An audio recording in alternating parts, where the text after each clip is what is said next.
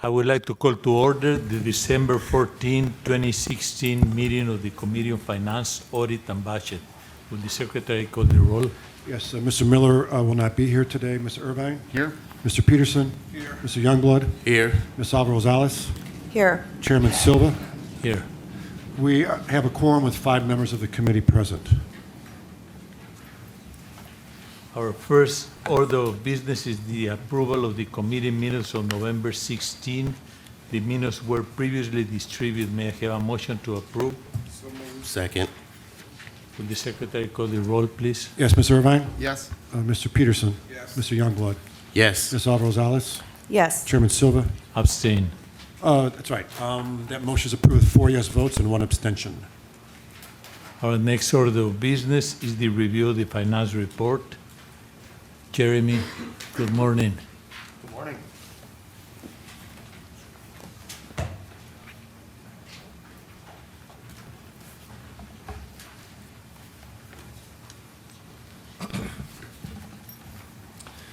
Good morning, Chairman, board members. I'm Jeremy Fine, and I'd like to highlight the October financial performance. With regard to revenues, they're following the same form that we've seen in the past several months, as well as expenses. On the fare box and pass revenue line, we're slightly down to budget and down to October of 2015. On the fare subsidy, again, due to inaction downstate, we're down to budget and flat to October of 2015. Non-fare box revenues continue to outperform, and this is with regard to the budget and to October of 2015. So overall, total revenues for the month are down to budget, but up to October of 2015. We also see a trend up on our average fare, and we continue, due to enforcement, to see a lower number of free rides as compared to last year. On a year-to-date basis for revenues, the trends are very similar. We see on the fare and pass totals, we're down to budget and down to 2015. On the reduced fare subsidy, again, we're down to budget but up to 2015. And on non-fare box revenues, we are up to budget and up to 2015, again, seeing good growth year over year there. So overall, revenues are down slightly on a percentage basis to 7.7 million, but up to 2015. Again, that 7.7 million drag on revenues is more than offset by the expenses, which we'll talk about here in a moment. With regard to expenses, we see the labor line relatively flat for the month, but slightly down. Materials are slightly up. Fuel and power continue to be strong performers for us for the month, and we'll talk about that for the year as well. Provisions for injuries and damages and security services are coming in relatively flat, and then other expenses are coming in slightly favorable. So overall for the month, we are approximately 900,000 to the positive for our expense controls. On a year-to-date basis, again, the vectors are very similar to what I discussed on a monthly basis, with labor relatively flat but slightly down, materials slightly flat, but flat, slightly up, and then fuel and power, again, very strong performers for us due to the very favorable commodity pricing on those two commodities, and then injuries and damages and security services basically coming in where we expected, and other expenses continues to be a strong performer as well. So overall, on a year-to-date basis, we're slightly over 10.5 million favorable on the expense side. So again, that offsets the drag that we've seen on the revenues. So we're 2.9 favorable to budget year-to-date, 2.9 million. And again, that is slightly up from where we saw for last month.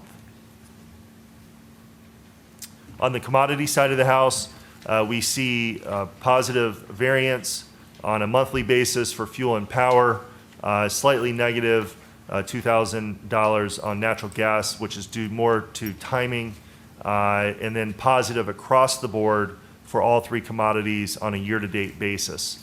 again, we've done a great job of locking in our pricing for not only for 2016, but as outlined here, also for 2017 for our two largest commodities of fuel and power, and we'll be locking in additional 2017 needs for natural gas in the coming months.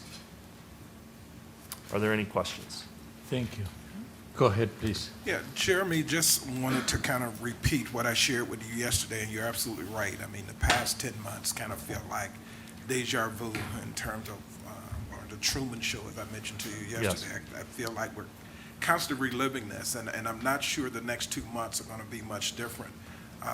Management has done a great job of managing expenses, but we can't go through 2017 again, managing expenses. We've done great in terms of hedging the fuel. Can you kind of share with the board a little bit about going into 2017, some of the things that you're doing, and I know Dorva and I talked yesterday, that management is doing to kind of make sure that, again, we're going to have spikes with ridership, but again, we've gone 12 months almost where every month we've been down. But some of the things we're doing going into 2017 to kind of, right the ship to some extent. Absolutely. And, as I mentioned here on this last page with regard to commodities, we've been able to lock in, some of our large expenses with regard to fuel and electricity. So that's been good in providing budget certainty on those two line items. With regard to kind of expanding, our platform, particularly in the other revenue side, which again, as we've talked about over the last several months, has been a strong outperformer. We're looking at ways to continue the growth in that line item. One of the ways that we've talked about a little bit in our budget hearings was the transit benefit program. That's a fantastic program for us, being able to secure additional riders to the program and to the system.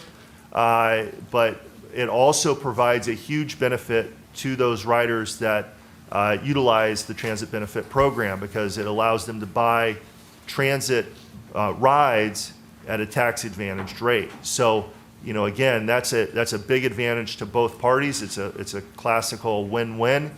So again, we'll be promoting that program, very vigorously going into 2017, talking directly to customers, potential customers, current customers, as well as businesses throughout the service area, because again, this is a benefit to the riders. It's also a benefit to the companies. So that's going to be a big benefit for us as well. In addition, we'll just be promoting our fare products, whether those are passes or other fare media, to our customers, again, through that same channel that we'll be promoting the transit benefit program, but through car cards, whether it's urban panels or whatnot, again, just promoting the benefit of having a 7-day pass, a 30-day pass, or any of the other fare media options that we currently have. So again, I think that getting the word out there to the benefits of the services that we currently have, expanding that platform of transit benefits is really going to be a big help for us in absorbing any types of shocks that we may see in 2017. Let me just amplify a little bit more on what Jeremy said, because you and I have had a number of conversations about this, and as we indicated, the big issue here is that we need to find ways to continue to grow our ridership, and so I think that there are some other things that we're going to be looking at, particularly in the technology front, to find ways to make it easier to provide our customers with choices. We recognize, and I think the public certainly recognizes, that transit isn't the only option in town. We're in a very competitive market. We have to deal with ride share, we have to deal with bike share, we have to deal with Zipcar and other options, and we need to continue to find ways to integrate those options into CTA in a way that our customer can very easily make the right choices that they want, while keeping CTA up there as one of those choices. And I think that our Ventra app and continuing to expand that and to make it more convenient for our customers, integrating Uber and Lyft and other ride share and bike share services. We have a grant that we just received earlier this year that will allow us to integrate Divvy Bike into our Venture app that will also make it easier to make sure that when customers are kind of making that last-second decision, they understand where transit fits in that conversation. The other thing that I think that we need to do is really amplify a whole lot more our bus tracker and our rail tracker services. It's interesting, we've been getting feedback and having conversations with customers. How many of them are not familiar with the fact that we have technology today that can let you know, just like if you're looking for an Uber, how long it's going to be for the bus comes to your bus stop, or when is the next train going to arrive at your station. That you can access that directly. You don't have to go to the station or be at a bus stop to do this. I think we need to make sure our customers understand that much more. The third thing is we need to find ways to make our services more convenient to where customers want to go, particularly around special events and other locations around the city. We have the benefit, and I think we saw this during the World Series. Our service operates and can literally let you off at the front door of major sporting events and other activities that make it much easier than the choice of driving or even taking rideshare. And I think we need to amplify that. We need to work closely with the city to find more opportunities to pursue that and then to promote it as one of the benefits of taking transit over other options. And I think the combination of all those things, along with the aggressive marketing and advertising opportunities, I think that we haven't really flushed out as well as we can, will give us the type of structure that should allow us to start to see a reversal in these trends from what we've been seeing over the past year. I appreciate that. I really think the marketing piece is an area. I mean, if you go through what you just talked about with technology and how we've kind of promoted that. I was just thinking of a commercial that, I saw this morning. BMW was doing sort of the pre-owned, and the guy buys a car, he wraps it up like it was new. But again, it's one of those things where it gets reinforced. Yes. Great product. Why did you take it? I mean, there are environmental reasons why transit is a better option. And Absolutely. Again, I think the marketing piece really creates an opportunity to just kind of reinforce the benefits of taking transit as an option. So glad to hear about the marketing piece, because I think that is something that would really help us kind of going forward. Okay. Great. Is the speaking of the non-fare box, you mentioned specifically the transit benefit program. It seems to me that the non-fare box is outperforming the fare box revenue to a greater extent. What specifically is driving that figure so greatly, and how can we capitalize on that continually? And then to Dorval and Chairman's point, combining those two to have a greater impact in 2017. And I like the points that have been brought out, and also social media as well is a great vehicle to start advertising some of them, because there's millions of people that are out on Facebook and Twitter that we can get more impact with our advertising in the social media realm as well, and to increase our ridership. Especially, we're so great at promoting the bad stuff that I see about CTA and all the crime, but what about the great stuff that's going on in CTA that we can put out there on social media that will get people more comfortable in ridership to continually use CTA moving forward? Absolutely, and great points. And again, that will be part of our overall effort going into 2017 and promoting the benefits of the CTA, whether it's the green benefits or just the transportation benefits, the cost and whatnot. Our other revenue line consists of things like advertising revenue, which again, we have a great platform to enhance. We have 1.6 million riders a day. We have 500 million riders a year.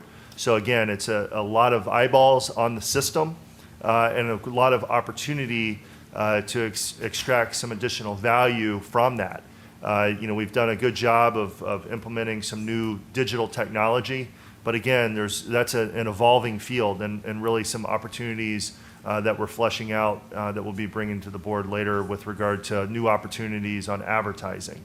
We have concessions that also falls within that. Again, we're looking at new ways and what we can do in that space. Parking, which is something that we'll talk about here in a moment, is also part of other revenues.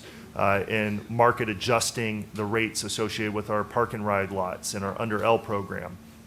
So again, we have a very large and robust system. We have a lot of riders. We have a huge, digital footprint in the form of social media. So again, as you indicate, just getting out there, promoting the benefits, promoting the fare options, and again, working with our partners with regard to additional advertising, concessions, parking, and other opportunities. That's what we'll be exploring and moving forward on in 2017. And you have a very high number of mobile people, okay, that have got mobiles, okay, that you can tell them, okay, where they can park, which way. I mean, they use maps and Google and all that to Absolutely, as to part know of the which way to navigate, okay, and go to the parking lot, okay, that they have places and all that. Yes, yes. Again, we'll be looking at ways to further promote our park and ride program in general. We have a large number of folks that use that program for monthly parking, but also from day-to-day parking. We'll be promoting those options, and as you indicate with regard to the Under L program, of having, the Spot Hero kind of link up has allowed us to capitalize on spots that were unutilized. Prior, if you had an open spot that wasn't monthly parker, it just went unutilized. So again, this was an opportunity for us to capitalize on folks that may not need monthly parking, but just need hourly or daily parking. And again, we'll talk about that in a moment in detail with regard to the ordinance that's before you today. But again, it's ways that we're really trying to think outside the box and see what kind of untapped value there is, that's market priced, and look at that as a way to enhance our other revenue line item. Any other questions? I have a question, and we continue to work with other city agencies, both on the marketing and the coordination? Absolutely. Aviation, DCASE, CDOT? CDOT, yes. Okay. Yes. And on the marketing and branding as well? Yes, so we're looking at ways that we can, continue to enhance those relationships, and see what other, opportunities to kind of cross-promote our product on some of the other options at some of the other sister agencies. Yeah, especially at aviation? Absolutely. First time that, people Absolutely, come in. yeah. So one of the things that we're doing out at O'Hare is if you've been out there recently, we've repositioned the Venture machines. And again, as we've done that, it allows us some opportunity to promote some of our fare products more clearly on some of the side panels that we'll be installing here shortly. So again, yes, and also doing expanded marketing within the terminals as well. So yes, that's something that we continue to look at very closely. Great, thank you. Any other questions? Jeremy, did you say that there are new Venture machines that have gone in O'Hare, or they're going to go in? They were repositioned, so if you remember, as you come up the escalator, there was basically a block of machines. They've been moved back along the far wall underneath the panels that tell you your flight information. So it allows more easily, accessible stairwell and escalator entrance and exit. And it also allows us, again, to kind of space those out for customers coming to those machines for, fare product. And again, it allows us another opportunity to kind of expand, what kind of advertising we can do kind of on the sides of those machines so that folks can see very quickly what their options are and can make those decisions and move on. What about getting them into the, in the baggage claim area, which is typically where customers are making their transit choices? Yeah, so Mike Nguyen, the revenue director, has joined us, and he can answer that particular question. Thank you very much. Mike Nguyen, Director of Revenue. We are going to be investigating piloting that in the baggage claim at the American terminal to start off, to see how it works. It is a great opportunity to catch people while they're figuring out what to do next. So we're also, we through this project of enhancing the Blue Line station down there, we've really developed a pretty good working relationship with CDA. So we'll be pursuing other opportunities within the baggage claim area to also let people know that it's an option. The general signage throughout the airport is inconsistent. Sometimes it's, trains to city, CTA. You have the people mover up there that can create a little bit of confusion. So one of the things we're looking into is is a wide review of all of that to make sure that it's very clear how to get to CTA, that it's an option, trying to get that decision to be made, fair purchases to be made ideally before you get down there, and then the new array of vending machines it makes a much more welcoming area. When you come up the stairs, it's wide open. You don't have that giant traffic jam right there of people trying to exit and people trying to buy their fare media at the same time. We've also then put in a desk where some of the vending machines used to be that we'll be able to staff during certain key tourist events, Marathon, Lollapalooza, for example. There we can set up sales tables, we can have transit guides, really trying to make it a lot easier for people to understand how to use CTA to get into town and around town. Great, thank you. Any other questions? Thank you, Jeremy. We're gonna move to the review of an ordinance authorizing modification of parking fees for park and ride locations and under L parking locations.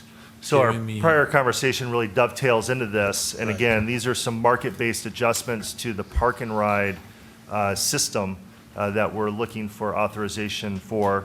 And then again, the under L parking, as we talked about, again, we're looking to make the pilot program that's been very successful, making that permanent and setting the caps associated with that program through the ordinance. So Mike Gwynn, again, the revenue director, will walk through the details of the request.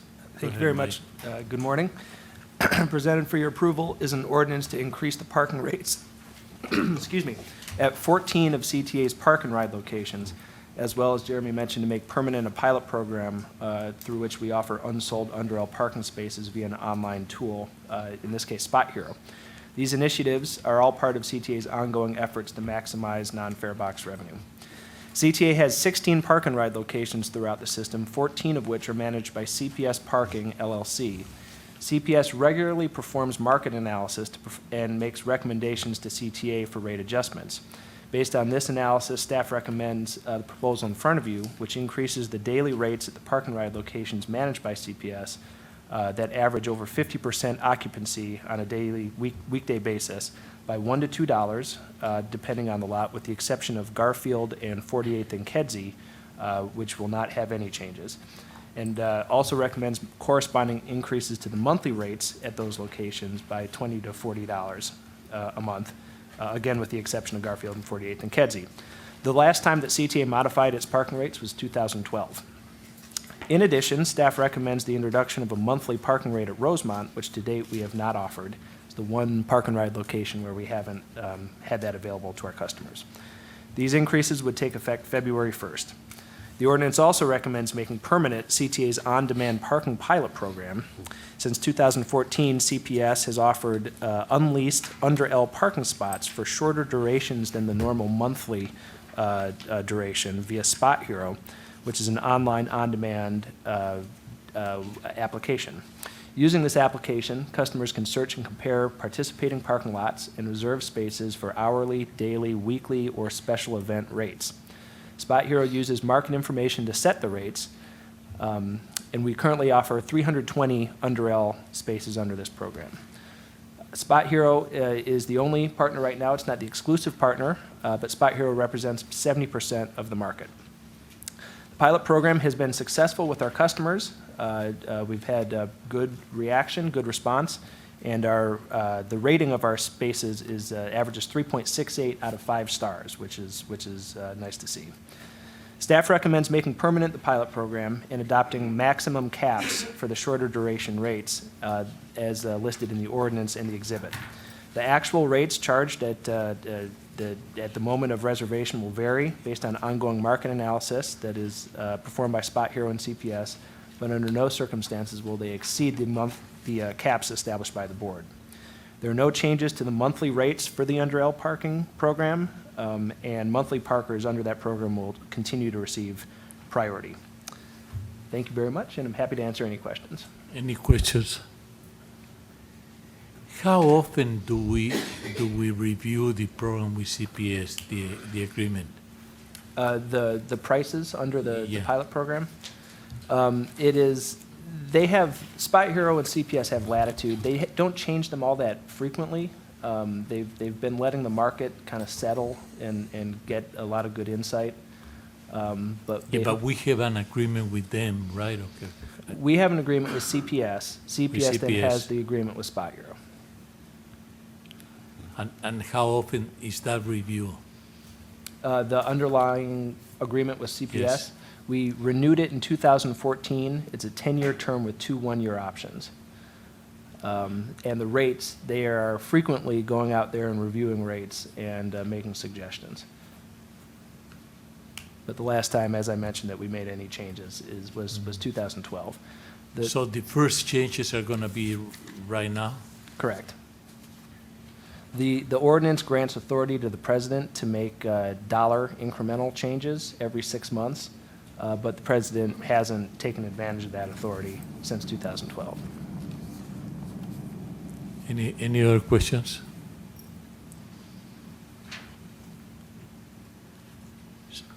So we think, okay, that we getting, okay, the maximum, okay, that we can get, okay?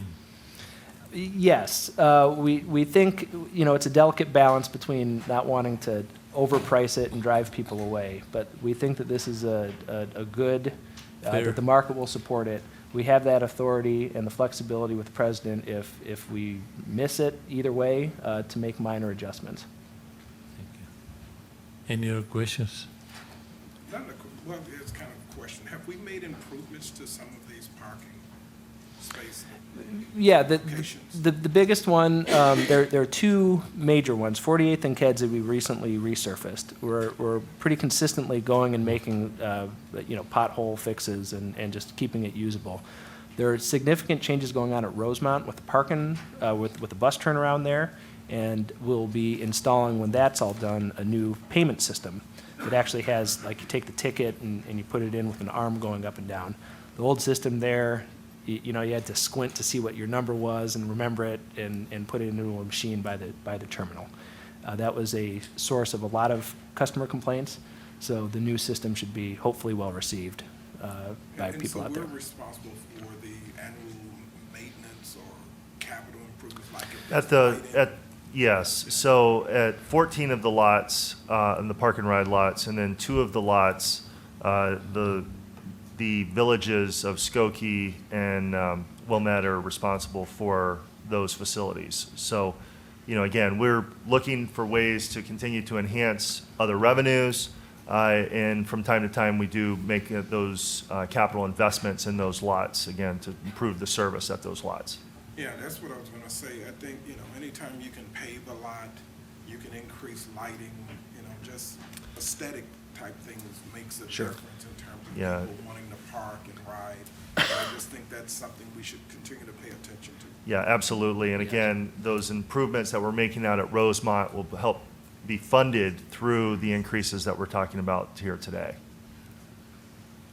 Just a comment, I think the chairman is right aesthetically and also safety-wise. I mean, lighting Absolutely. and, people will feel more secure and they'll want to use it more. So I agree. Absolutely.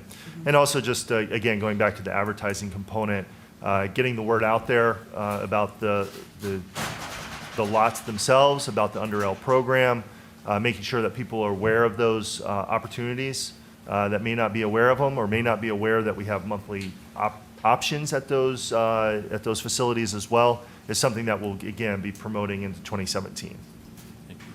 Any other questions? If there are no further questions, may I have leave to place this item on the omnibus for board approval? So moved. Second. Thank you. Thank you, Mike. Thank you, Jeremy.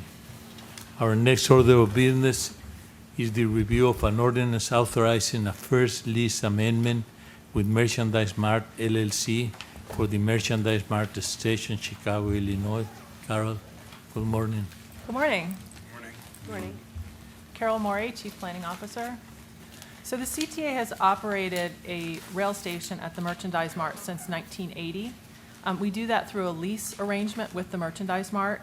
Our current lease expires at the end of this month, and I'm pleased to report that we have negotiated an extension of that lease through December of 2027 for the grand sum of $1. Be happy to take any questions. like the deal, you know. I thought you would. We couldn't get it any Any lower. questions? No, good job as usual. Good job. Thank you. If there are no further questions, may I have leave to place this item on the omnibus for board approval? So moved. I'll second. Thank you. Our final order of business today is the review of a purchase and sales award recommendation. Ellen McCormick, good morning. Good morning. Going to start with contracts numbers A1 through A2. I've got a question regarding A1. How many cars would this entail, and who uses zip cars?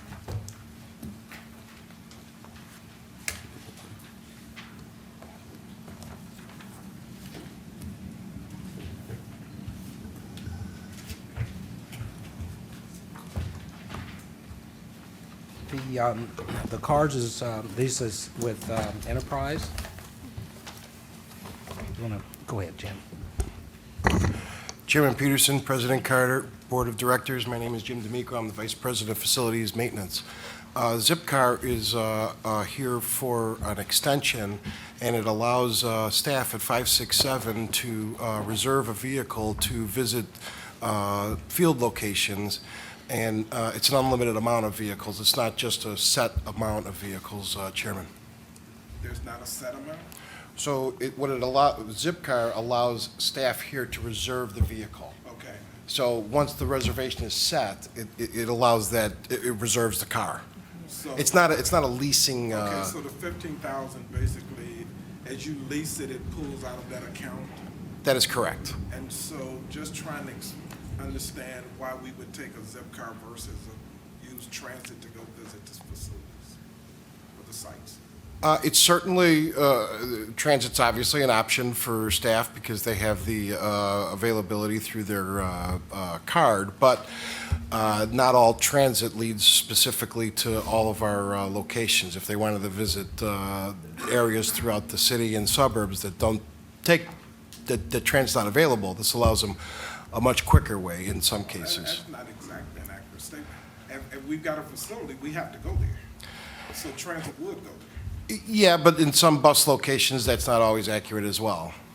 I mean, we could take a bus, but Jim. So just an example, diversity also has outreach events that we have to go to. We have to take a lot of, and things are, the different events aren't always close to a transit facility. So a lot of times we have to carry materials and things like that. And so we don't have a pool car, and it's less costly to use a pool car for us. So then every now and then we might have to use a zip card to get to our outreach events. For that usage, Yes. absolutely. We're one of You've the got- departments. When you've got meetings that you've got to go to, and you've got to carry materials, and we're having community meetings, but to go visit a facility, the facility's there for the most part because we go there. Yes. And whether we house buses, trains, or whatever, so I was just curious as to, when I was reading this, I understand now the 15,000 is more like a line of credit that employees are able to tap into when they use the cars. I was just curious, since we're a transit agency, why would we be using cars?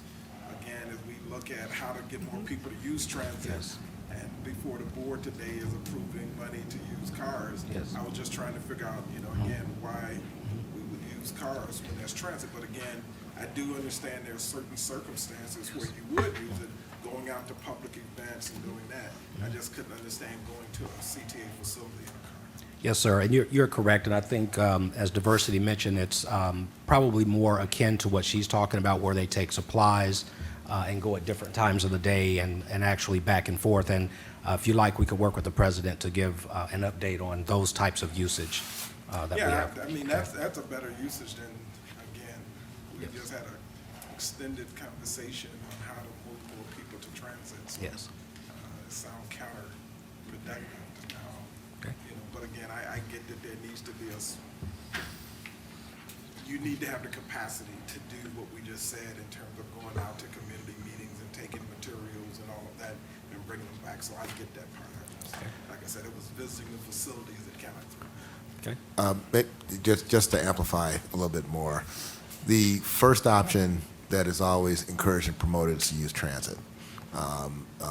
What we have found is that having the availability of a program like Zipcar is much more cost efficient to us than having pool cars.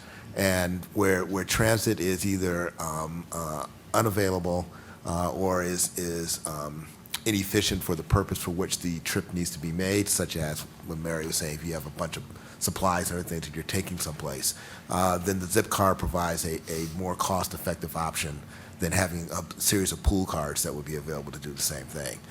But the primary expectation is, first and foremost, you're using transit. The 15,000 will last how long? It's a 6-month extension, Chairman, because that's what the city of Chicago is negotiating, and we piggybacked onto their On their contract. Okay. Any other questions? Let's move to B1 and Okay. don't think that's you anymore. any questions for B1? Yeah, I've got a question regarding B1. Go ahead, please. Why are we buying trucks versus leasing them?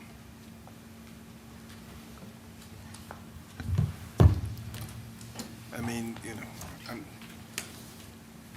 it just, in this day and age, why would we buy trucks versus leasing them for 5 years or 3 years, then you could get new trucks because they're constantly making improvements? Why are we buying trucks?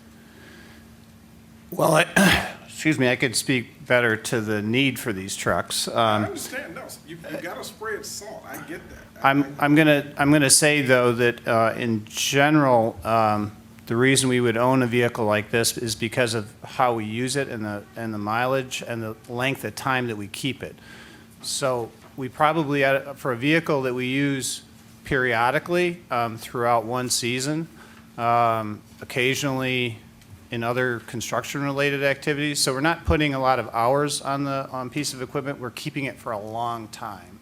So our best value in this particular circumstance is, I would guess, I'm speaking a little bit for the folks that manage our heavy vehicles, but my guess is that it doesn't fit the profile of a leased vehicle.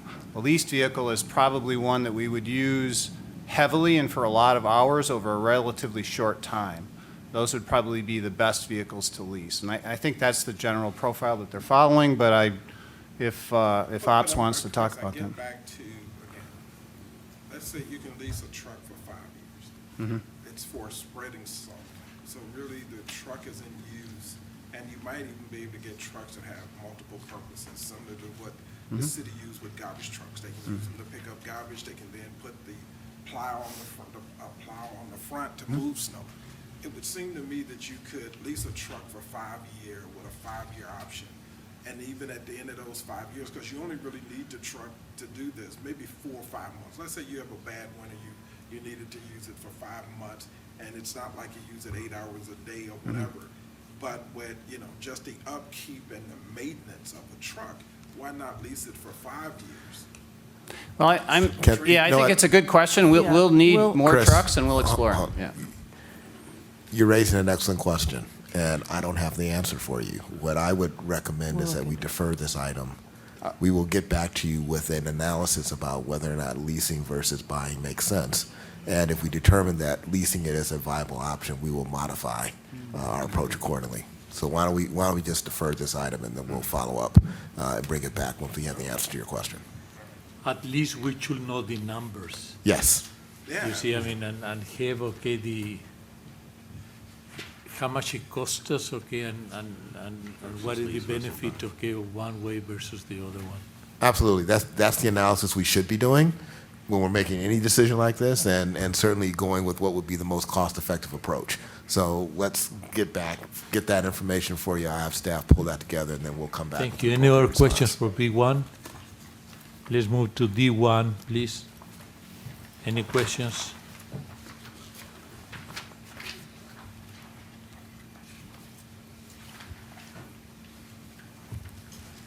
These are the other two artists. Those are the last ones of the art, right? Out of the procurement that we Out of put the out. procurement. Yes, it's the last 2 awards. So the selected artists are Dan Devining and Francesco Cimetti. So Mr. Devining is a Chicago native. He's a professor at the School of the Art Institute. He works in the abstract, and his work will translate well on a large scale. And Francesco Smeti is a native of Bologna who splits his time between Bologna and New York.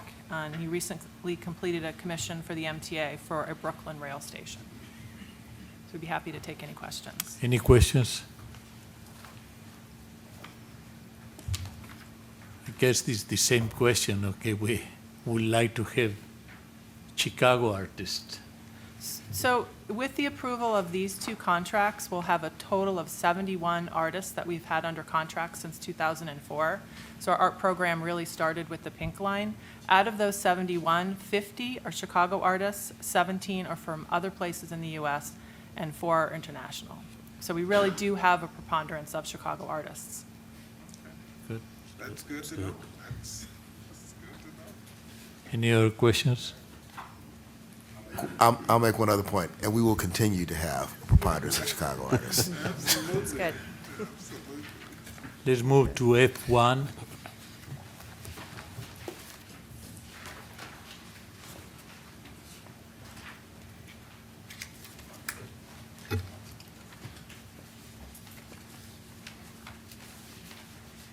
Any questions for F1? No questions. We have a DBE. We did a good. So let's move to F1. F1, I don't see it.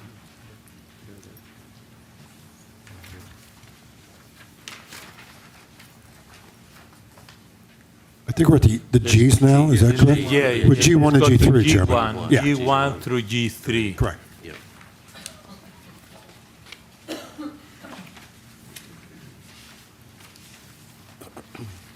Can you give us a little bit more of what all these cell companies are going to be doing, Helen? Sure.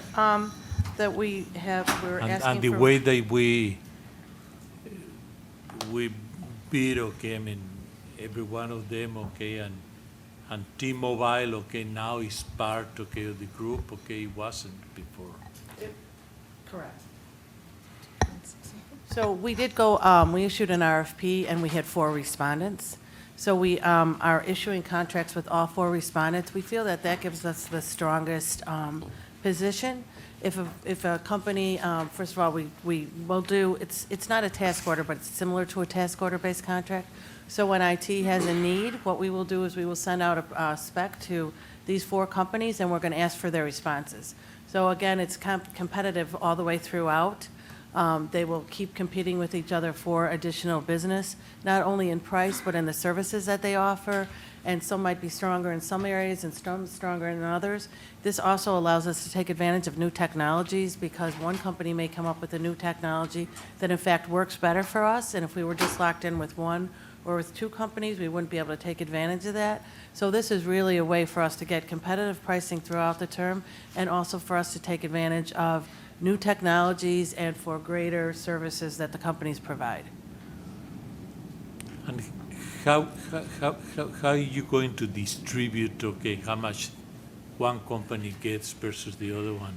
And the way we left this was that we'll determine that on a case-by-case basis. So You're going to as the case-by-case. task orders come out, or the mini procurements come out, they'll be awarded simply based on who's providing us with the best services at the best prices. So technically, it could be divided evenly, it could go to, more to one than another. We're not doing that up front. We're not basing it on that up front. We're going to base it on the individual services that they're offering and the prices they're offering for. Okay. Go I'd like ahead. to add a few comments. Veronica Alaniz, Chief of Strategy, Data and Technology. From time to time, we also have a need to replace equipment. And some, legacy equipment sometimes forced you to work with only certain carriers. But as equipment becomes more powerful and modernized, there's opportunities for flexibility.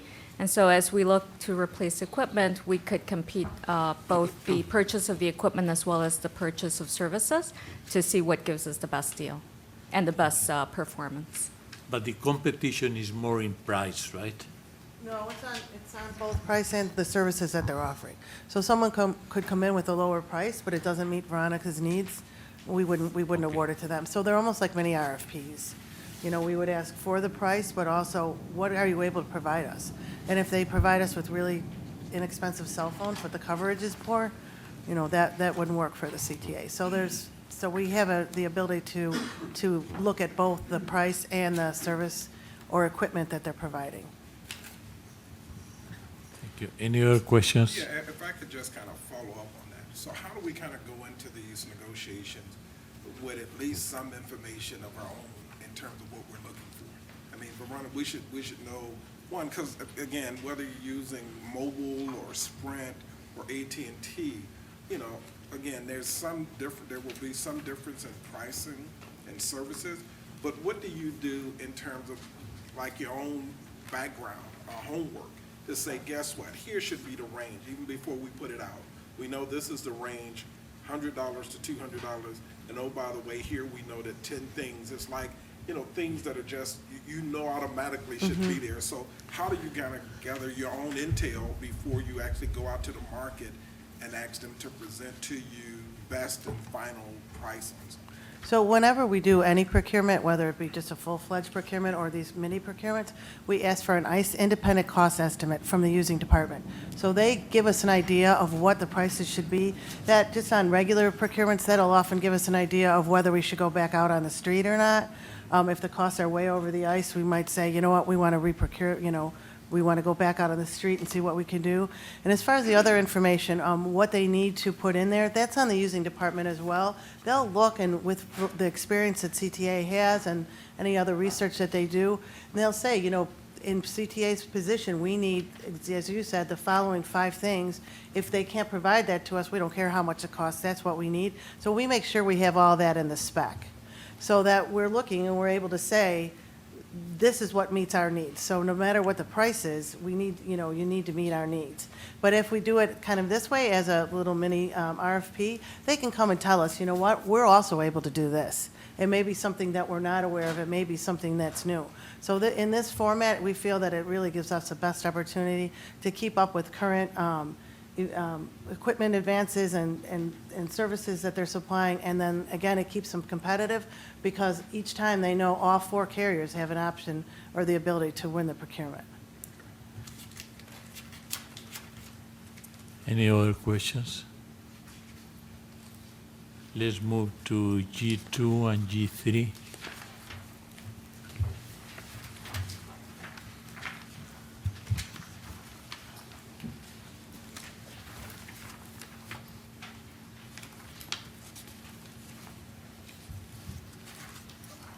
Can you tell us about the G3, okay, which is a sole source? And apparently, okay, is Pierre Trudeau the Minister of Canada? Because you have it here as a shareholder of this. So Giro is the name of the company that provides the Hastis software that we use, and this is an upgrade of that software. So it is a sole source because they're the only one who can provide the upgrade. So we already have that. We're already using the Hastis product, and now we're asking just to get an upgrade so we can take advantage of all the new efficiencies that the upgrade would provide. We don't have any problem with NAFTA being negotiated, okay, after the new administration comes through? No, I believe we've done business with this company for quite a while. We make sure, you know, goes through our law department. We make sure we follow any federal regulations or state regulations that are on us before we enter into an agreement. I believe that there's only, and Carol can speak to this more than I can, I believe there's only like 2 companies that even do this, and only one that does it for agencies our size, which is Hastis. So, you know, from the standpoint of, we'd love for there to be more competition that can provide the complexity of the software we need to do our planning. But in the transit industry as a whole, there's two companies that do this type of service software planning. And Hastis is the one that I believe just about every major large transit system uses. Question, is that within the United States or globally? I don't know. Carol, do you know if it's globally? So in the United States, there are basically two software packages that are available for this purpose. Both companies happen to be located in Canada.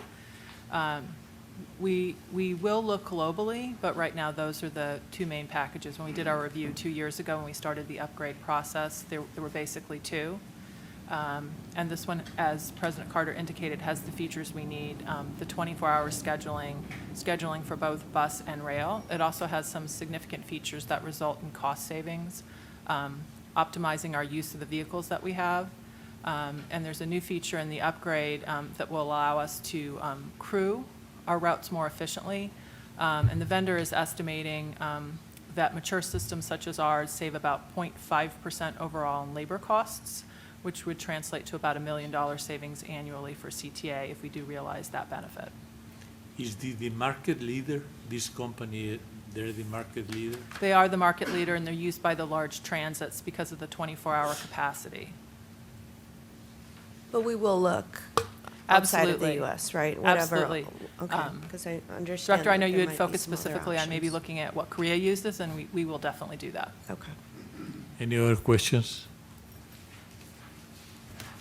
If there are no further questions, may I have leave to place these 8 contracts on the omnibus? Chairman for Silva, approval? there's only 7 items now because President Carter asked to defer the, I forget which one it was, the trucks. So there's only 7 items now that we've got. There were only 7, okay, sorry. Now there are, yes. Okay. There are no further questions, may I have leave to place these 7 contracts on the omnibus for approval? So moved. Second. Since there is no further business to come before this committee, may I have a motion to recommend board approval of the omnibus? So moved. Second. Will the secretary call the roll? Yes. Mr. Irvine? Yes. Mr. Peterson? Yes. Mr. Youngblood? Yes. Ms. Alva Rosales? Yes. Chairman Silva? Yes. That motion is approved with 5 yes votes. We are adjourned. We need a motion to adjourn, sir. So moved. Second. Now we're adjourned. Yeah, we just voted on the omnibus, so now we're adjourned. Terry-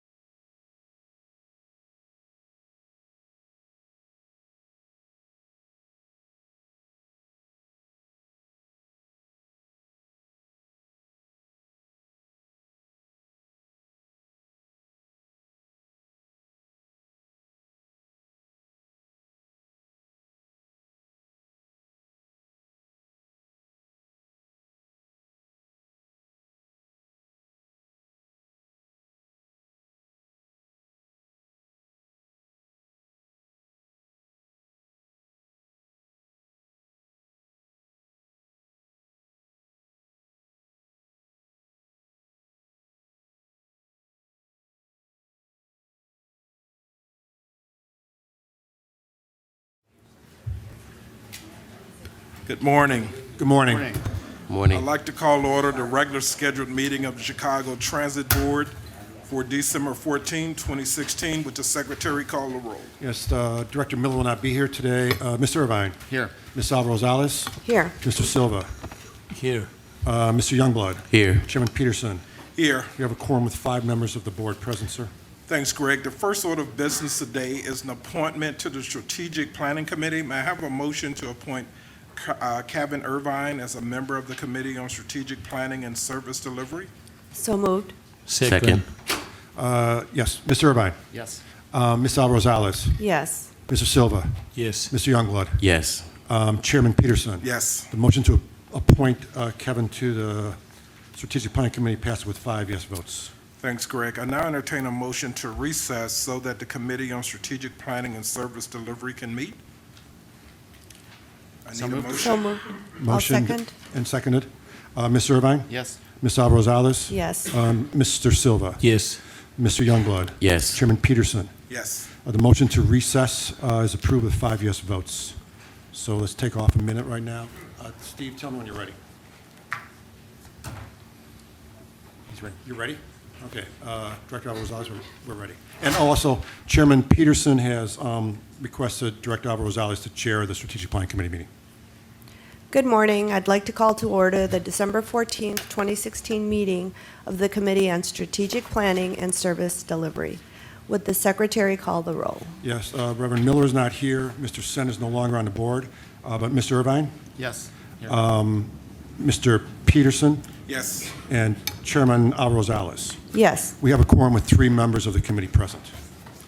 Our first order of business is the approval of the committee minutes of July 13th, 2016. The minutes were previously distributed. May I have a motion to approve? So moved. A second? Second? Mr. Irvine? I think I have to abstain because I was not on the committee. No, it's my understanding. Karen, would Kevin have to abstain even though he wasn't on the committee in those days? He has been presented with the minutes, or? I would just defer the minutes. Okay, then if we'll he wasn't there. defer the minutes to the next meeting then. Okay, fine. So deferred. So deferred, yes. Our next order of business today is a review of an ordinance authorizing a second 180-day experiment for the extension of bus route number 11. Carol Morey will be our presenter. Carol Morey, Chief Planning Officer, and I have with me today Mike Connolly, our Vice President of Service Planning. So in May of 2016, the board authorized a 6-month pilot on the number 11 route to extend the service from the western Brown Line station to the red-purple Brown Line station at Fullerton. And that pilot began in June. The pilot runs from 10 a.m. to 7 p.m. weekdays and matches the frequency of the existing service, which is between 16 and 22 minutes.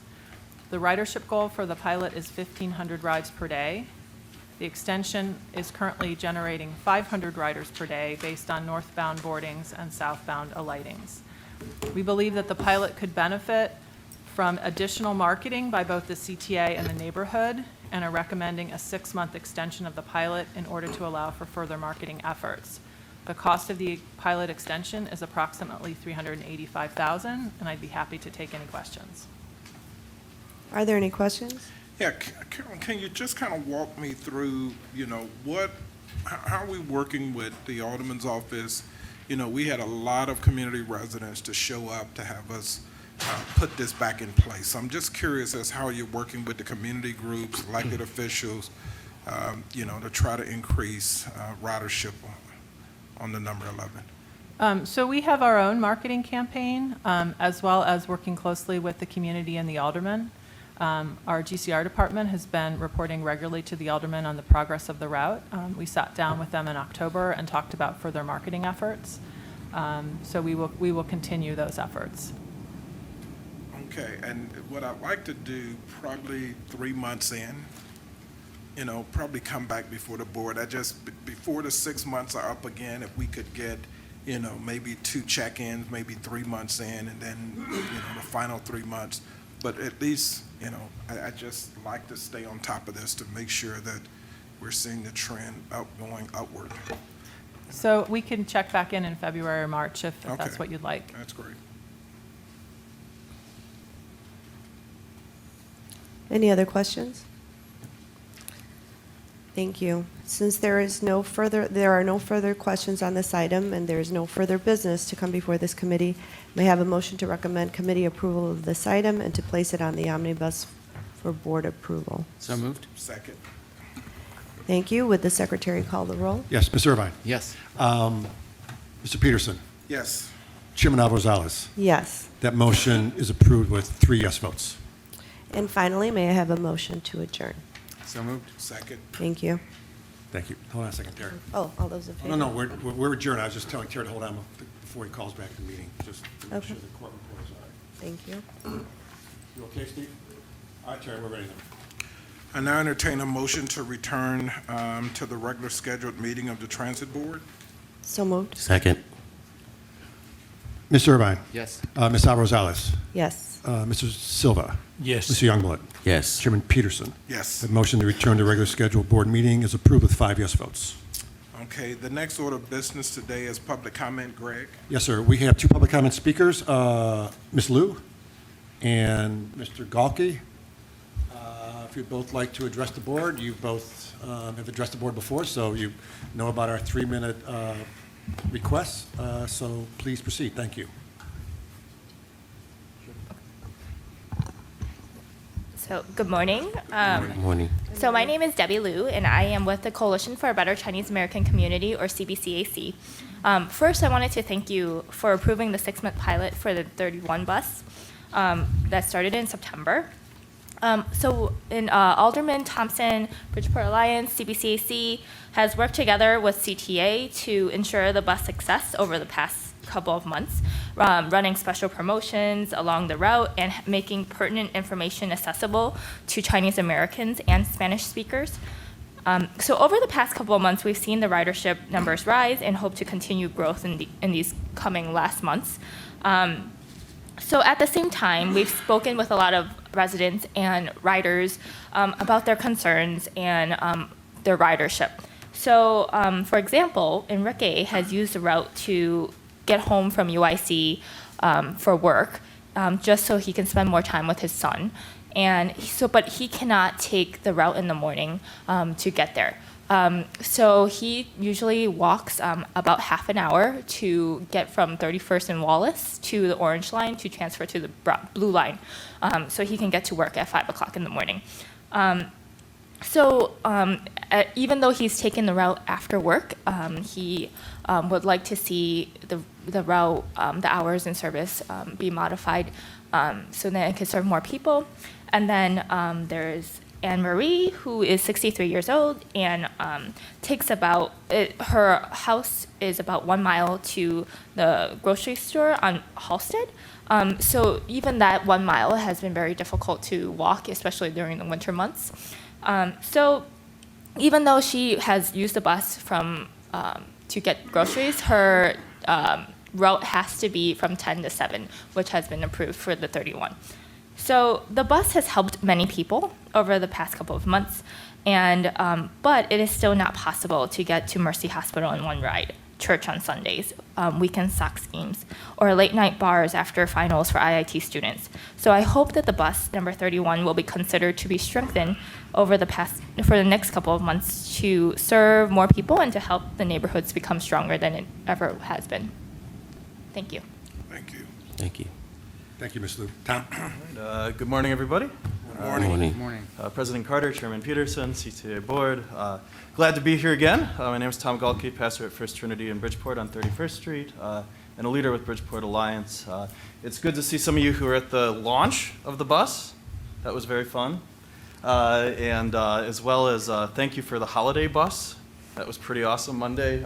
Santa had such a good time, he decided to come to the board meeting with us this morning. So we're grateful for that, and it's exciting to be in partnership and looking to promote this bus as well. So thank you. Genuinely, this route has been a dream come true to many people, and people we didn't even know. People are showing up out of the woodwork, riding the bus, with whom we've never had contact, which isn't surprising, but it feels good to know that folks are taking the bus, as you know, from looking at the numbers so far. I think we're at about half, right, where we need to be, and the number seems to be increasing according to Gerald Nichols. So we're excited to look at the increase of those numbers in the coming months.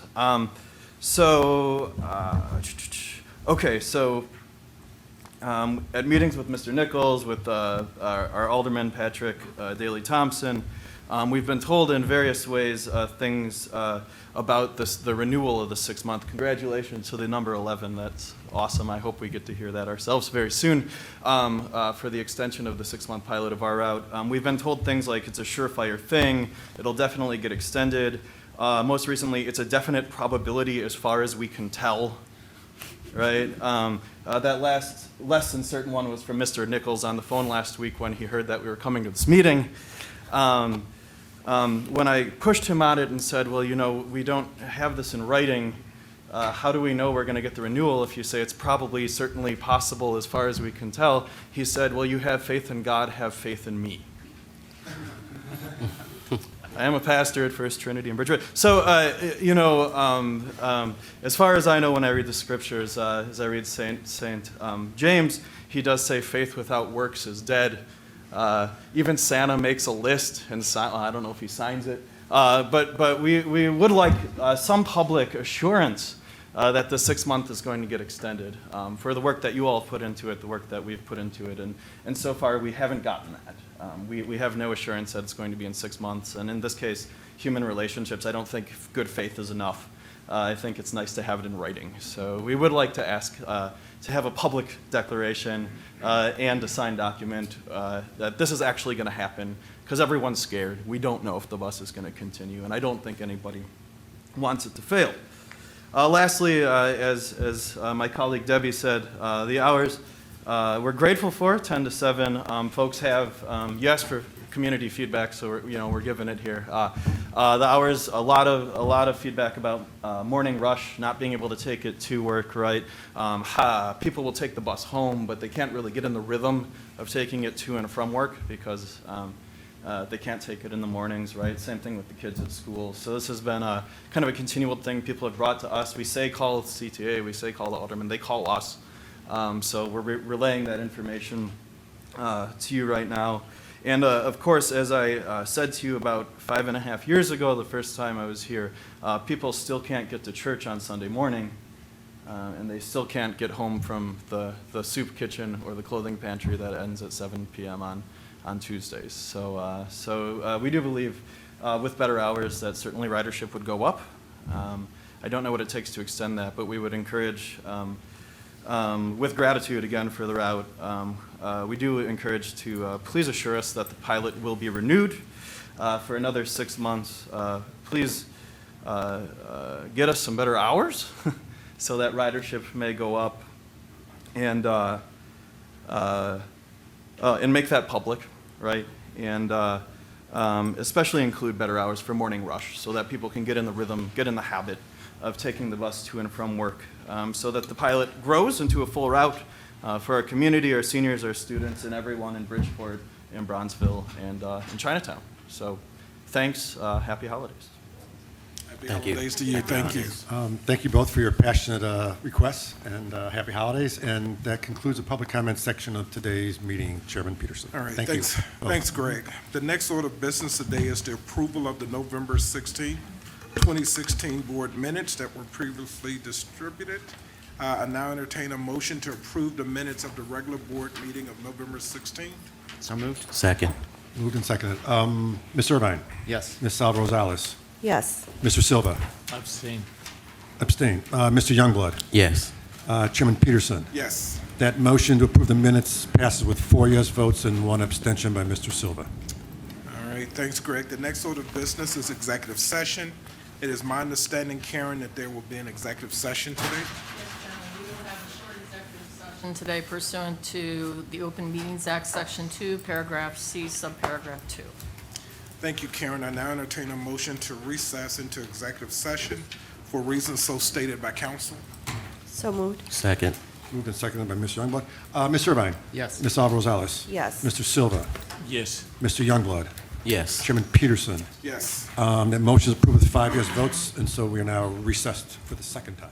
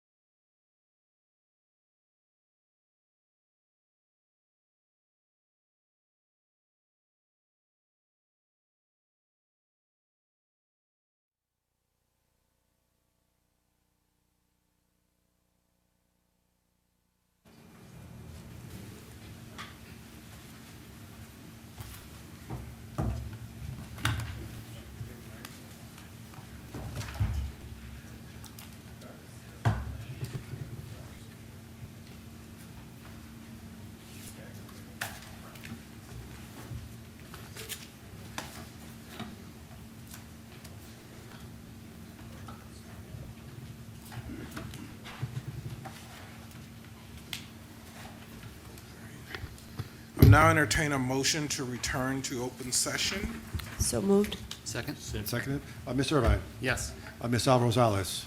Yes. Mr. Silva? Yes. Mr. Youngblood? Yes. Chairman Peterson? Yes. That motion to return to open session is approved with 5 yes votes.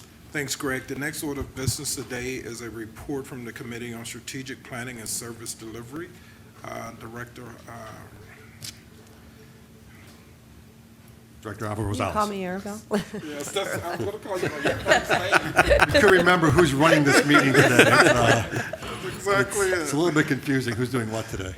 Okay. The Committee on Strategic Planning and Service Delivery met earlier this morning. The committee deferred the July 13, 2016 committee minutes. The committee also reviewed the following: an ordinance authorizing a second 180-day experiment for the extension of bus route number 11 Lincoln. The committee reviewed this item, recommended board approval of this item, and placed it on the omnibus for board approval. Thank That you, concludes my report, Chairman. Thank you, Arbel. Thank you. The next order of business is a report from the Committee on Finance, Audit, and Budget. Director Silva. The Committee on Finance, Audit, and Budget met earlier this morning. The committee approved the November 2016 committee minutes and reviewed the finance report. The committee also reviewed the following: an ordinance authorizing modifications of parking fees for park and ride locations and under L parking locations. An ordinance authorizing a first lease amendment with Merchandise Mart LLC for the Merchandise Mart Station, Chicago, Illinois, brown and purple lines. 7 purchase and sales award recommendations. The committee reviewed all of these items, recommend the board approval of all of these items, and place each item of the omnibus recommended for board approval. That concludes my report. Thank you, Director Silva. I now have a motion to approve the omnibus as stated by Director Rosales and Silva. So moved? Second. And seconded. On the omnibus, Mr. Irvine? Yes. Ms. Alvarez-Rosales? Yes. Mr. Silva? Yes. Mr. Youngblood? Yes. Chairman Peterson? Yes. That motion to approve the omnibus passes with 5 yes votes. Thanks, Greg. The next order of business is construction report. Chris.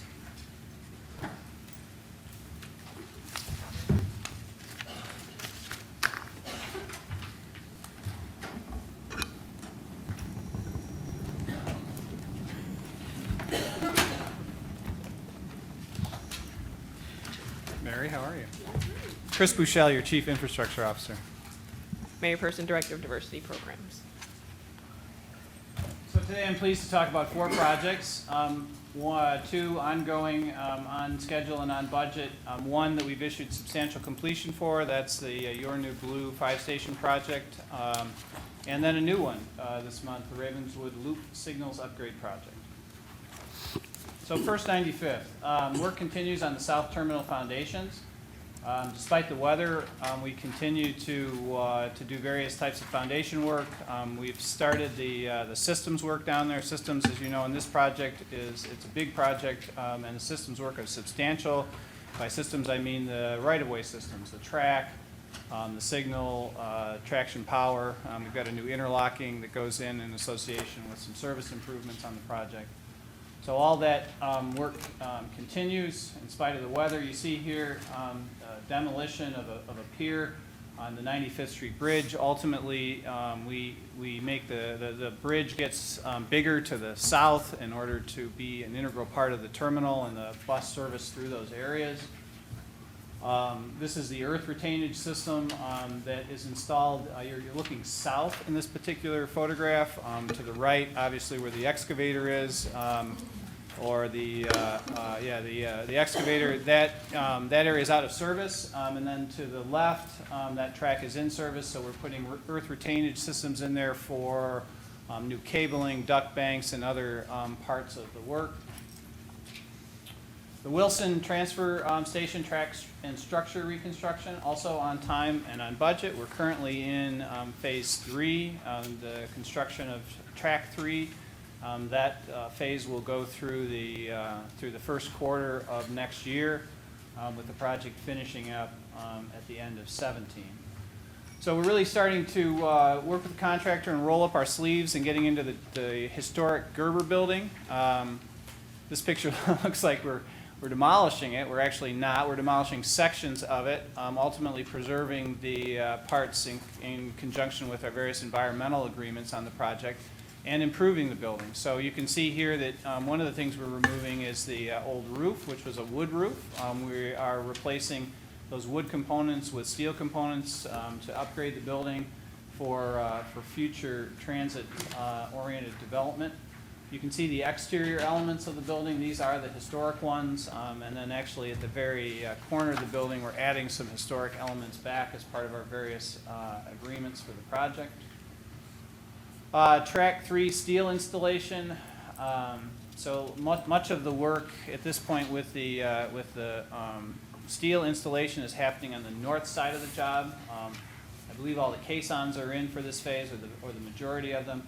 And then we're in the process of installing steel. Those of you that live or are in the area frequently probably noticed a big chunk of work that we did this past weekend. We installed a major cross girder that went across both track 3 and track 4. We had a little bit of track work on track 4 this weekend. We had a reroute. But anyway, despite the weather, the work continues.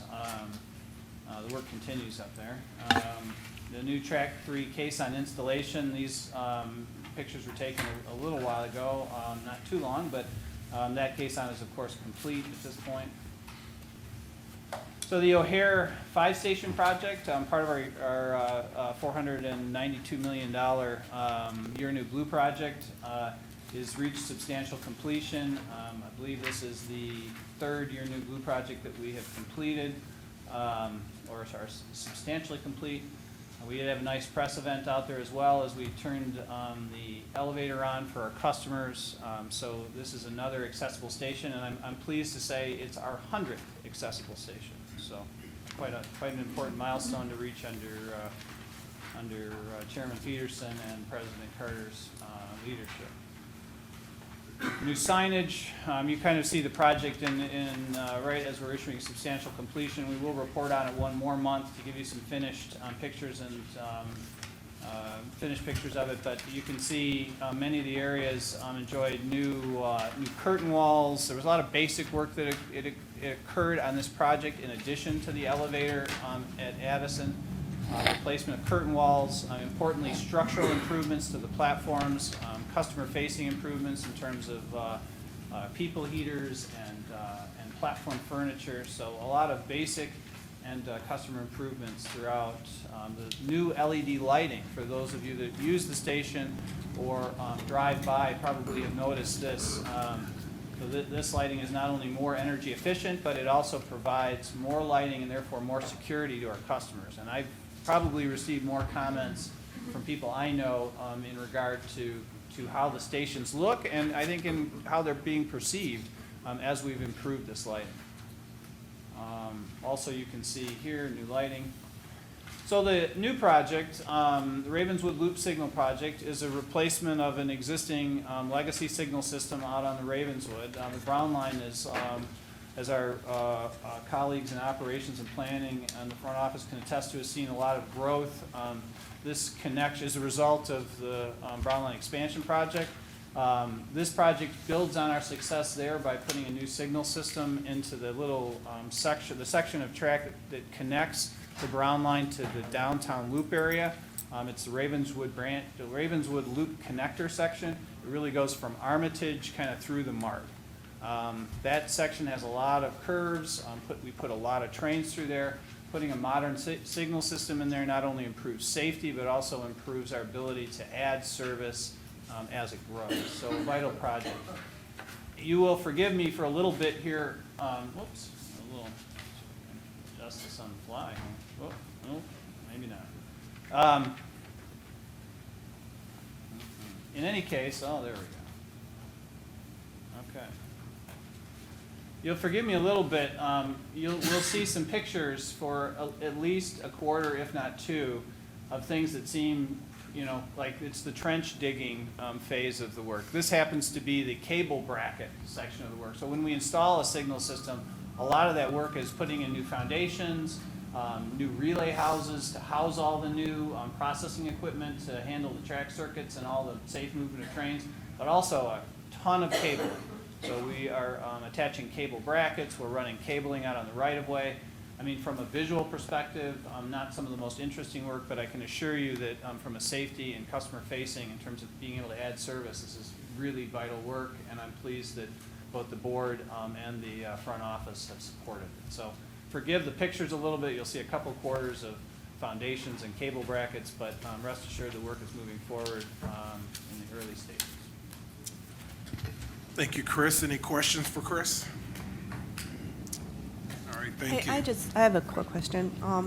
So that's great, so many different improvements that we've made, LED lighting and improvements, et cetera. I have a question, I know I've asked this before, but with regards to maintaining those clean and bacteria-free, are we looking, that's sort of removed from you, but I know we've got improvements aesthetically and everything. But I think I've asked the question in a different way, but maintaining those areas clean, especially like the elevators and things like that. Are we further looking into that?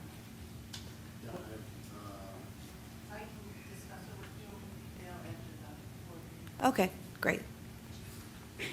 I think the answer to that is yes. The maintenance and what we present to our customers is a big part of what we talk about in our daily flash meetings. And we support that in the new things that we install, every day. And I know that Robert and his team are working really hard to make sure that we're presenting the best space to our customers and improving the cleanliness of not only elevators, but the platforms and the stations and all our other facilities. Okay. Yeah, I think to amplify what Chris just mentioned, there are daily inspections and other activities that occur to make sure that we're maintaining a level of cleanliness at our stations.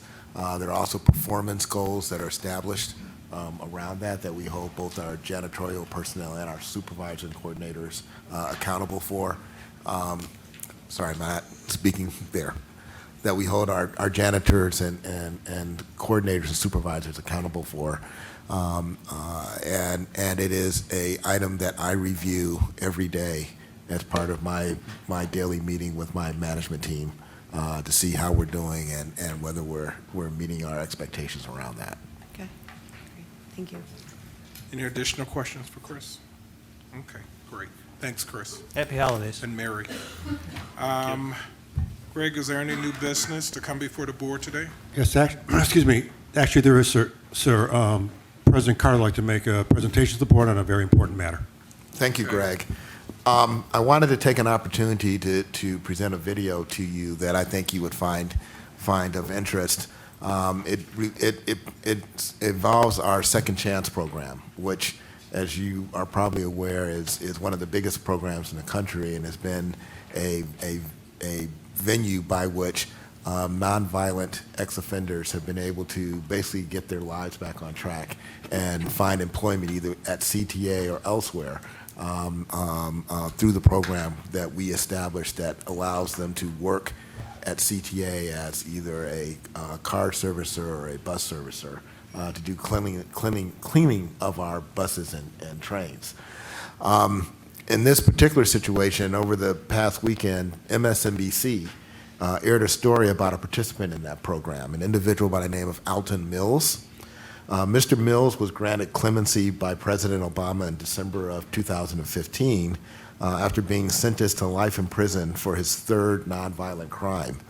After his release, he became a part of our Second Chance program and is currently working as a bus servicer at our 77th Street garage here at CTA. Mr. Mills joined us in October, and by all accounts, he's doing a terrific job. And we personally feel very fortunate to have him as a member of our team and giving him the opportunity, I think, to get his life back together and to really move forward as he pursues this. And so I want to basically take a moment here to show you this video so you can get a sense of how the Second Chance program has impacted his life. And then I'm happy to take any questions that you may have.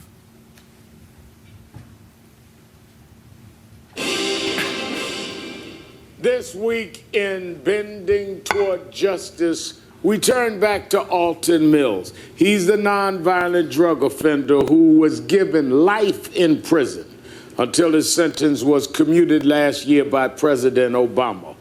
All year we've been following his fight to rejoin society after more than 2 decades in prison. It's been hard. There have been ups and downs. Here's part 3 of our series. You want to take a minute? Oh, let's go get this done. You're done with this federal stuff. You're done.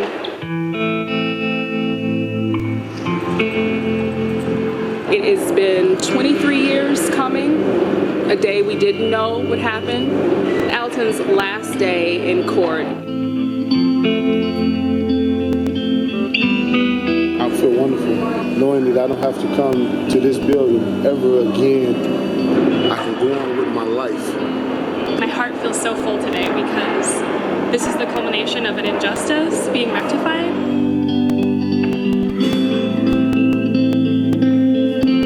I'll probably still be in prison if it wasn't for them two. It took us 3 years to get him out of prison. I love them for what they did for me. Her mother gave her the right name because she's truly an angel.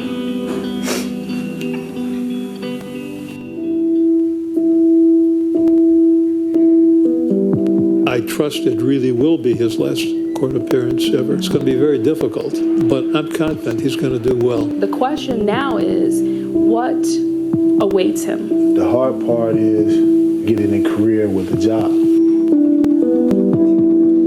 I used to tell him to be patient. Something would come up. He came home one day and told me, Mom, I got this job.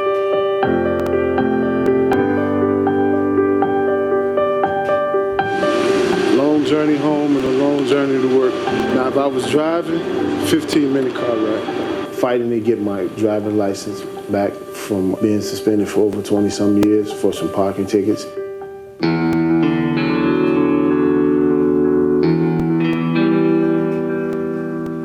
This is Alton Mills. I'm going down on my work pass.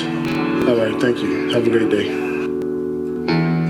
It is really expensive to be incarcerated. Not only are you trying to just find a job, but once you find a job, you're trying to save wages and pay for your own incarceration. And off we go. I'm a bus server apprentice. We detail the bus. It takes about 3 hours to clean a bus. On the outside, we wash all the windows. On the inside, we scrub and sweep and mop the floors. Our Second Chance program allows ex-offenders or people with barriers to employment to gain job skills training for up to 1 year cleaning our buses and trains. So I take pride in it because my name is on it. It's not who you are and where you come from, it's where you want to go. My future right now is with CTA. My goal is to be a certified diesel mechanic for the CTA. Withdrawn, not trusting. That was Alton when he came in. Now he's kind of coming into his own. Alton has this great opportunity to succeed.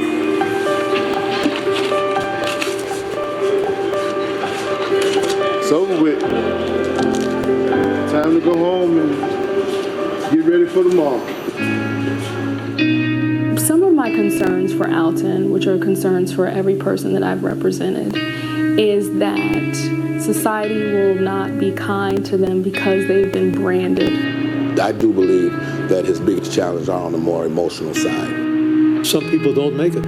The struggle would be going back to the type of life that they lived before. We cannot afford to keep locking people up for decades and then releasing them with nothing. It should not take America 30 years to rehabilitate a person who sold 60 grams of crack. We're better than that, and they're better than that. Alton Mills is not unique. There are tens of thousands of people just like him behind bars today. And when they get out, they need our help so they can move on with their lives. In the coming weeks, we'll bring you part 4 of our series, which includes some major changes for Alton's family life. It'll bring a smile to your face when you see it. So, as I indicated to you, the Second Chance program is more than just an employment opportunity for these individuals. It's really an opportunity to turn their lives around.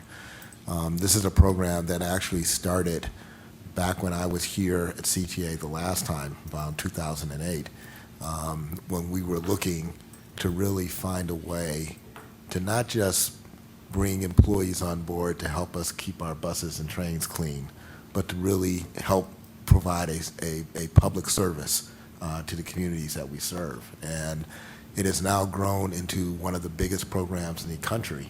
And I'm very proud of people like Mr. Mills and the many other people who have gone through this program, many of whom have found permanent employment here at CTA, and some of whom are even now in management positions within CTA, living a very successful career and having a very successful life.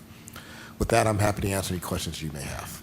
Dorval, a couple of things. One, thank you for sharing that video, I think, with the board. The other thing that I'd like for you to kind of update the board, one, the status of the program. And two, I think a few months back, we received a $500,000 or more grant to help these individuals, not just to build up on other skill sets so that they can continue to advance and move forward in life. Can you share an update with the board in terms of where we are with that program as well? Yes. First, let me talk about the status of the program. The program itself is a standalone program that we negotiate with the union on a standalone basis. It is not part of our normal collective bargaining process. And as such, it has termination dates that come periodically that require us to negotiate again with the union to continue it. We are about to reach one of those dates at the end of this month. On December 31st, the program will expire unless we reach agreement with the unions to continue it. One of the challenges that I'm facing right now is that the union have not agreed to continue the program yet, as of this date, and at least one of the unions has indicated to me directly that they do not want the program to continue. I want to continue the program. I want to find a way to reach agreement with the unions to do this, but that's going to require the unions to I think, realistically discuss with me what they want to negotiate around the program itself. One of the challenges that I'm facing right now is that the union has chosen to raise issues for continuing the program that have nothing to do with the program itself. They are seeking other concessions from CTA on a much broader scale that are intended really to leverage this program for other purposes. And that's very troubling to me because these individuals who are in this program are all dues-paying members of the union. And the game of chicken that the union is playing with them right now could very well result in their own members being laid off at the end of the year, which makes no sense to me, particularly when we're willing to continue the program as it goes forward. You mentioned the other the grant that we got from city, from the federal government. That grant has allowed us to enter into a partnership with the city colleges of Chicago to create a new program which we call Priority Careers.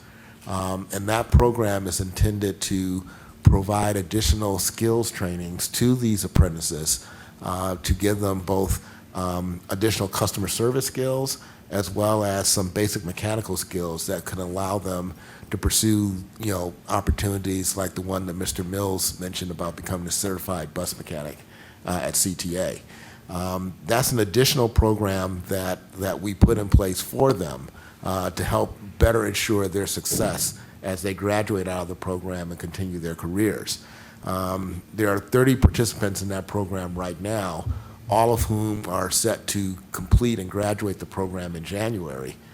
That, of course, is assuming that the program is still continuing to allow them to graduate and to take advantage of those skills as they move forward. Okay. My final comment, again, I would hope that management would do everything possible to keep these young men and women working who are continuing to try to rebuild their lives. You take a look at, Mr. Miller, again, they are probably the most vulnerable members of our, in terms of our employees. trying to turn their lives around, looking for a second opportunity. And clearly, as you can see in Mr. Mills' case, and I know I've attended press events where we've had the young man who I think has moved up into management. I think we're over 150 some employees who've gone through the programs who have now become full-time employees here at CTA. So clearly, this program has helped individuals turn their lives around. And you're not just turning their lives around, but you're also turning their family lives around as well. This impacts their children, their significant other, and just, it has a ripple effect in their lives. So again, I would hope that management would do everything within its power to continue to support these young men and women who are within the program. So again, thank you for sharing. To me, was just another one of the examples of successes that have come out of this program. Thank you.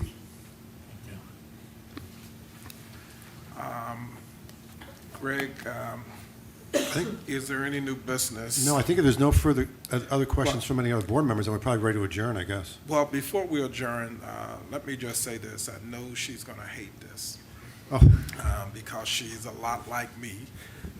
But again, because I get to sit in this position, I get to do this. I want to publicly thank Joan Coogan. Joan is to my right. She's been my chief of staff for 5 years. I've known Joan 15 years. She has a sense of humor, wicked smart, very professional, very thoughtful, and just a good person. I was just thinking, she's my second chief of staff that Mary Manuel has taken. So Teresa Mintle went over to become chief of staff, and now Joan is going over to be first deputy. And I just publicly wanted to thank her for 5 years of being a great chief of staff, great public servant, a great friend. I don't like saying goodbye. I always tell my friends, I'll talk with you later. So Joan knows that. I've got her cell number. I know where she's going to be working, so I'm sure she knows that I would stay in touch. But Joan, thank you personally. I mean, 5 years, it's just been, it seems like yesterday, and I can't thank you enough for coming over in 2011, and we've just had such a great time, and I'm glad that you're not relocating out of Chicago anywhere. You're kind of going down the street, but I would be remiss if I just didn't personally thank you for, like I said, being a great chief of staff, being a great friend, and just a great public servant. Again, she doesn't say a lot. Trust me, she has an incredible sense of humor. Trust me, she is, to know her is to love her, because like I said, I've been fortunate to know her for 15 years, if not longer, when I worked at the city and also served in the city council. So Joan, thank you so much for all that you've done for CTA and for being my friend and my chief of staff. So.